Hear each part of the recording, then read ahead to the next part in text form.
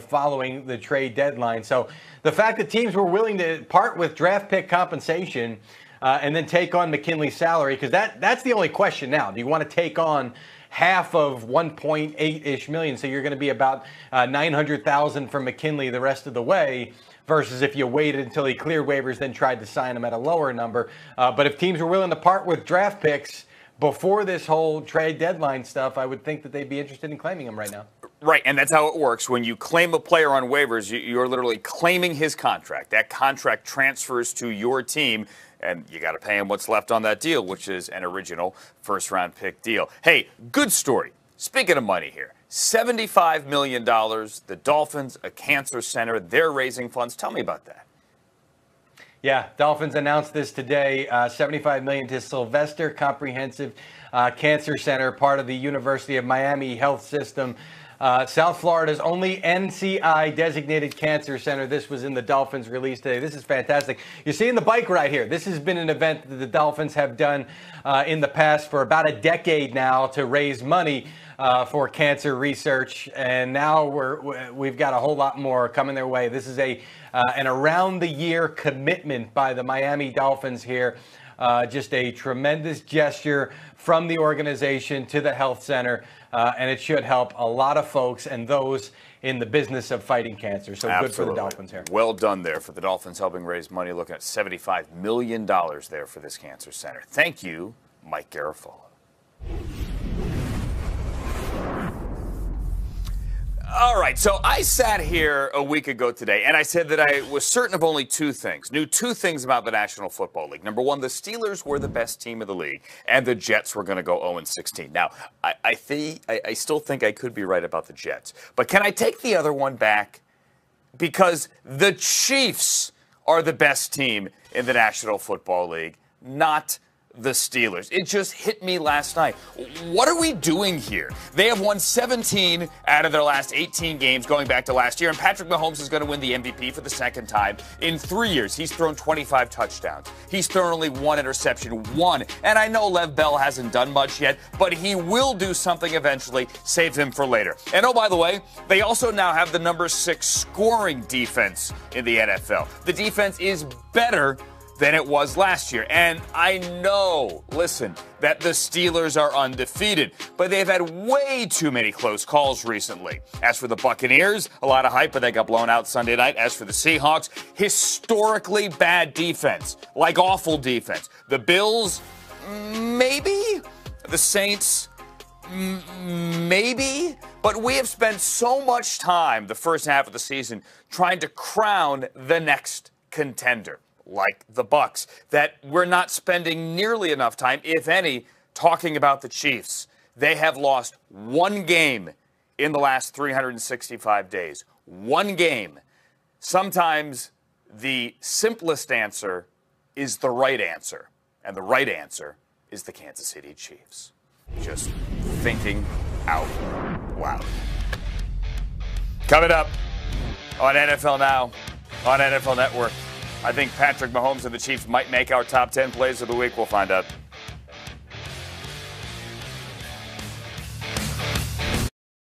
First and 10 from the 30, handoff. Dalvin shoots, attack one for 25, and the race is on, and it is a loose touchdown! 70-yard touchdown this time by the best in the business, baby, Dalvin Cook. Dalvin Cook makes our list of some of the best performances from week number 1. Nearly 500 scrimmage yards combined the last 2 weeks. What have I told you, though, that neither Josh Allen nor Patrick Mahomes would make our top 10 plays of week number 9? Let's do a countdown, everybody. Beginning with number 10. We'll go 10 down. Matt Ryan to Olamide Zaccheaus.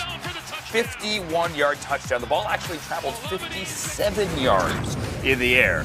And Zaccheaus gets his first career 100-yard receiving game. How about this one? Russell Wilson to Tyler Lockett. Like, how does he do this? Like, I mean, Ben DiNucci tried this a couple of weeks ago, couldn't do it. Russell Wilson, he can do it. Number 8.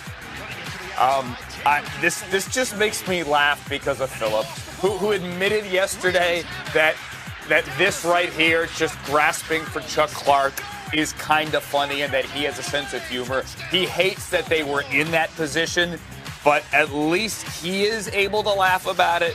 It's the second longest fumble recovery touchdown in franchise history. That is Ravens franchise history. How about Jake Luton with the spin move here? Jake Luton, first player since at least 1950 with 300 passing yards, 25 completions, and a rushing touchdown in his first career start. A lot of random numbers thrown together. How about he's just really good, and his first career start was fun to watch. This is Dalvin Cook, 70-yard touchdown. He has a rushing touchdown in 7 straight games. That is the longest active streak in the National Football League. Dalvin Cook, hard to catch in the open field. That is your number 6 play. Your number 5 play, Daniel Jones. Evan Ingram up the seam for a 16-yard touchdown. What is 5 catches on the day? He did hang on to this one, and they did hang on to a victory. Number 4, A.J. Brown. I mean, he is hard to tackle. 101 yards for A.J. Brown, and yes, he did get to the goal line. Number 3, A.J. Klein with the strip sack of Russell Wilson. One of Russell's 4 turnovers on the day. If the Bills win that one, you know by now. Number 2, Josh Jacobs. Levitated, basically. Watch his foot. It never hit the white. He levitated, and he got to the pylon. And, I lied. Patrick Mahomes is in here. Patrick Mahomes with a crazy, funky, whirly bird kind of motion thing.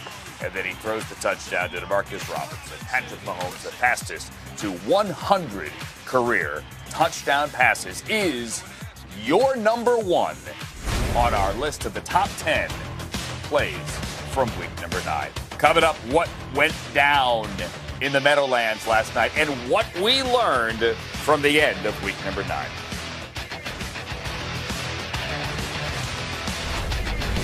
He's going to try to push on the stick. Off the right side. He gets in. Touchdown. And the Patriots have drawn even with the Jets. Flacco feels the pressure and he's taken down. Horrible offensive series for the Jets. The Patriots are going to give Folk a chance here with a 51-yard try. The snap delivered. The placement. Swing it right leg. Kick is good to the uprights. Right down the middle. It's good. And the Patriots win it. Boy, did the Patriots ever need that win. Holy moly.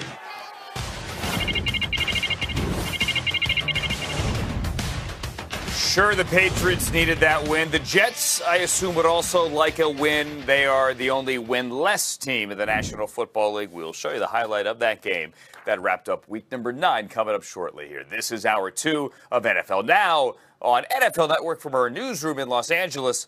I'm Andrew Siciliano. Let's get you some news here to open up this hour. News from Pittsburgh about Ben Roethlisberger and 3 other Steelers. They were placed this morning on the COVID-19 reserve list. It is important here to note they have not tested positive.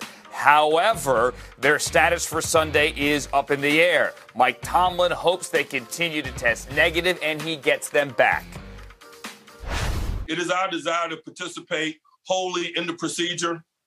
Those guys will be working remotely throughout the week and testing daily. As long as their tests come back negative, we believe that all 4 guys have an opportunity to be made available to us on Saturday. Some of the guys have more experience than others. And so we'll lean on that experience. Guys like Ben and Vince Williams, man, have an opportunity to suit up and play for us this weekend. And they'll simply work remotely and sharpen their sword in that way. They will sharpen their swords remotely. Love Mike Tomlin's Tuesday press conferences. Hi there, Tom Pelissero, Mike Garafolo. Those swords will be needed evidently for their game against the Bengals, which is a home game coming up on Sunday. Tom, kind of, sort of, similar to what the Lions had to do last week with Matthew Stafford, but there is one difference.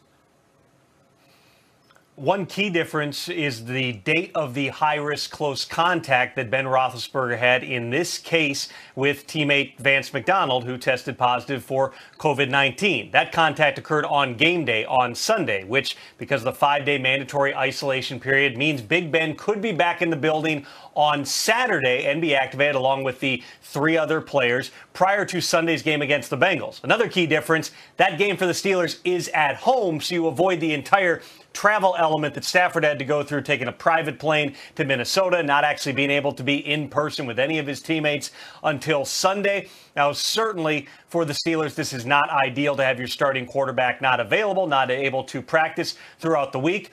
One thing that Roethlisberger can do is he can come into the facility for rehab. He suffered a knee and or knees injuries on Sunday. As long as he comes in at a time where there's not a lot of other players and personnel around, as long as he, as well as the medical staff, the athletic trainers, everybody wears PPE, he is allowed to be there, get himself back physically right, because but for the COVID-19 issue, that would be our big question today is, can Big Ben actually get back from the knees that he played throughout some pretty significant pain last week against Dallas?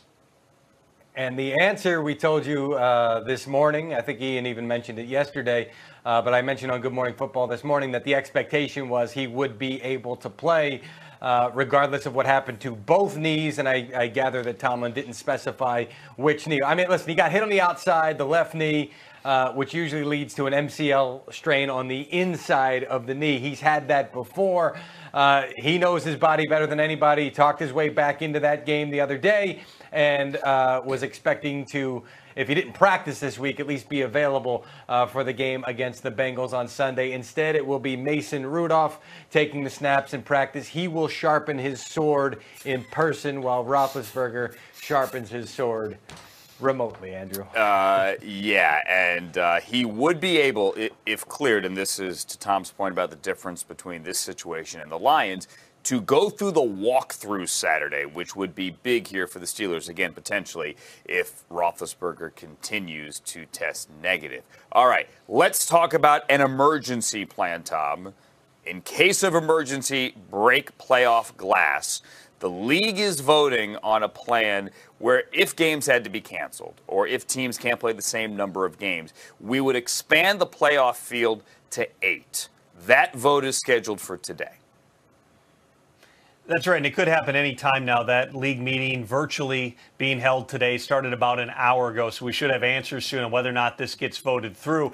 This is really Plan C. Plan A is play all 256 games over 17 weeks. Plan B is if you have to move some games around, you could add an 18th week of the season, still play the full 256. What we're talking about here is Plan C, which is in the event meaningful games involving teams that could have their eligibility or their seeding impacted for the postseason, have games canceled, don't play a full 16-game schedule, then you would potentially, if this gets approved, go to an expanded playoff field. Now remember, way back in March, they already voted to expand the playoff field from 12 to 14, and that is how it's going to be going forward. This would additionally expand it to 16 for this season only, and also impact some things in terms of the way that those 16 teams would be seeded. All right, let's talk about the seeding here, and just for the sake of argument, throw up the NFC standings right now.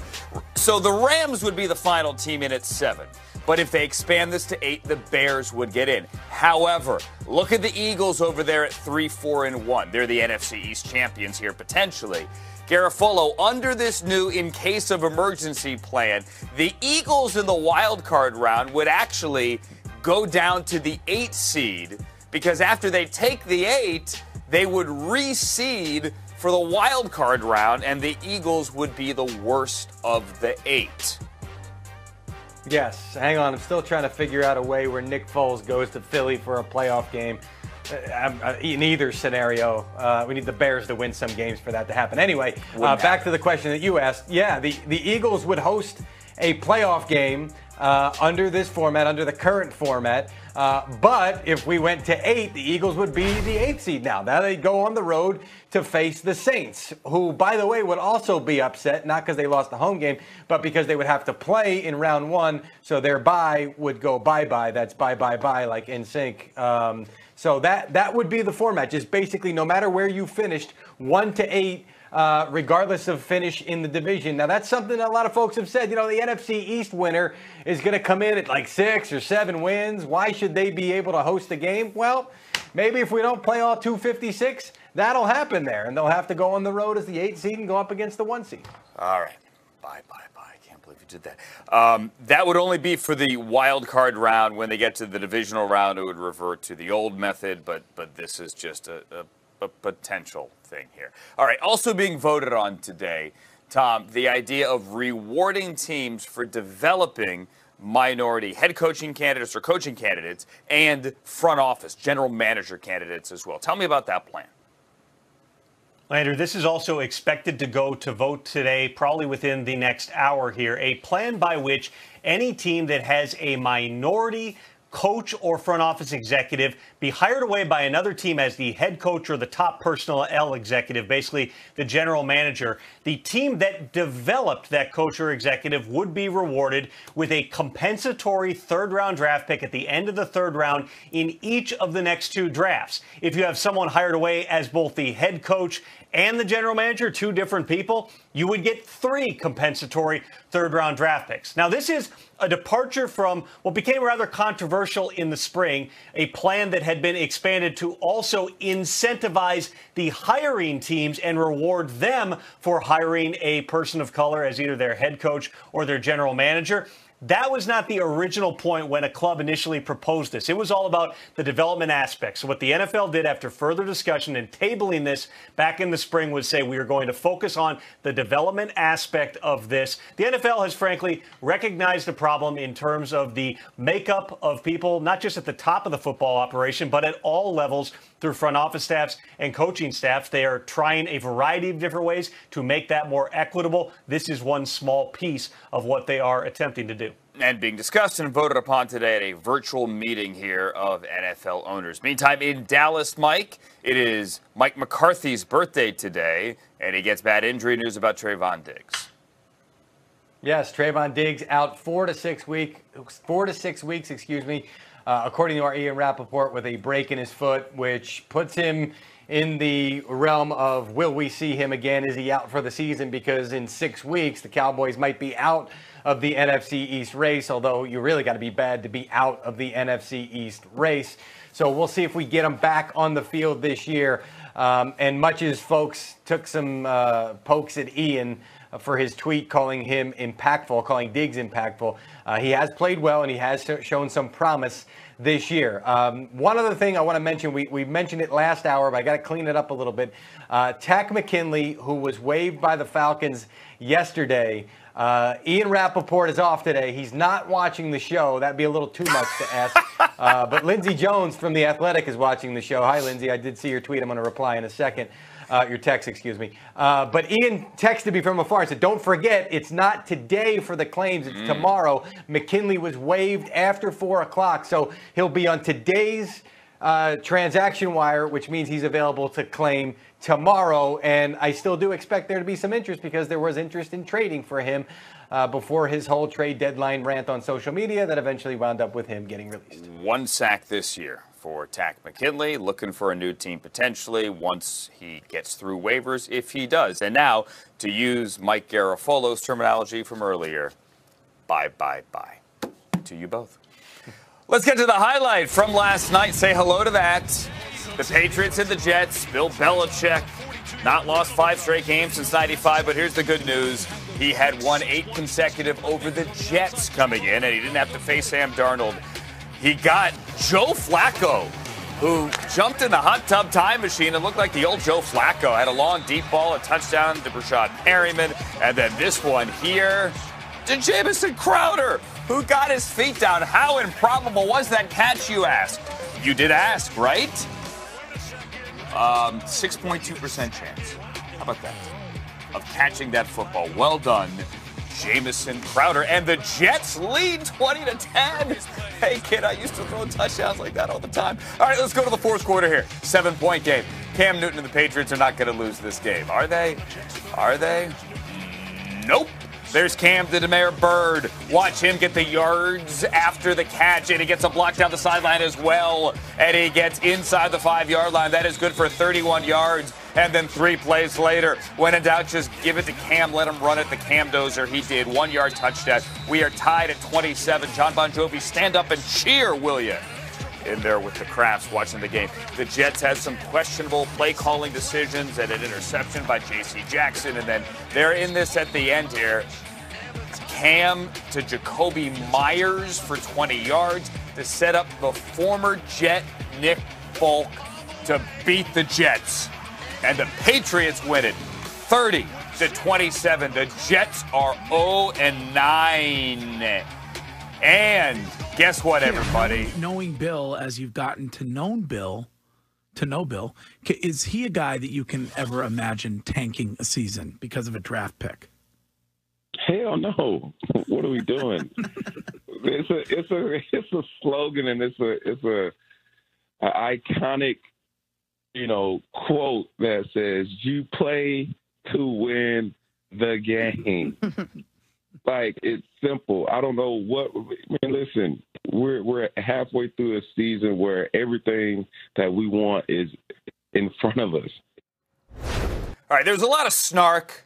Let's talk about the positives from this game. Hello, Mike Giardi. Hello, Mark Ross. How about Jacoby Myers, Mike, as a positive? Speaking of birthdays before, Mike McCarthy's birthday today. It was Jacoby Myers' birthday yesterday. Pretty good birthday. Yeah, I would say so. 12 catches, career high 169 yards. And you can see the confidence and chemistry building with Cam Newton. And Cam said he had a conversation with Jacoby and said, "I believe in you more than maybe you believe in yourself."